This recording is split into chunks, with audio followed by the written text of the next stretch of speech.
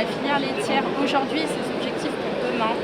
C'est une filière qui souffre durement à la fois d'un problème de rémunération et puis deuxièmement des facteurs plus conjoncturels qui sont liés à la sécheresse de cet été. Donc on a besoin en urgence de traiter la question de la rémunération et de faire passer le cap, c'est les dispositifs qu'on a déjà annoncés de cette crise de sécheresse. Et s'il y a besoin de compléter, on complétera au gré évidemment des résultats, comment dirais-je, de la sécheresse, des résultats négatifs évidemment de la sécheresse.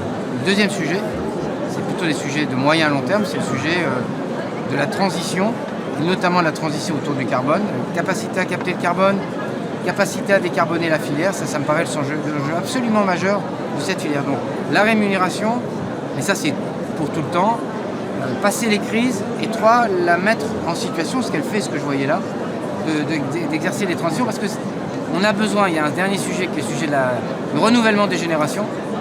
Si on ne répond pas à toutes ces équations-là, l'urgence, le moyen, le long terme et la rémunération, on n'arrivera pas à installer des jeunes. Et donc c'est un travail immense, me semble-t-il. Vous étiez en visite dans une ferme hier, qu'est-ce que vous en retenez? À la fois la question d'un modèle qui fonctionne avec une surface modeste, la réflexion permanente sur des exploitations de cette taille, sur le bien-être des animaux, mais aussi les conditions d'exercice pour les exploitants ou leurs salariés. La nécessité de réfléchir aussi le modèle en termes de gestion des ressources humaines. On ne peut pas demander à un éleveur laitier, c'est très symptomatique que celle qui nous recevait, qui est là d'ailleurs, nous disent « moi je ne veux pas être comme mes parents ou mes grands-parents fracassés à la retraite ». C'est légitime.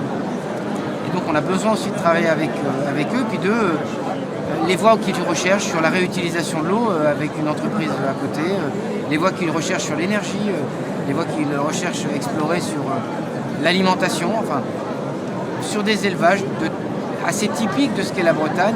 En fait, il y a déjà des gens qui sont en mouvement, si je peux dire. Donc ça, c'est précieux.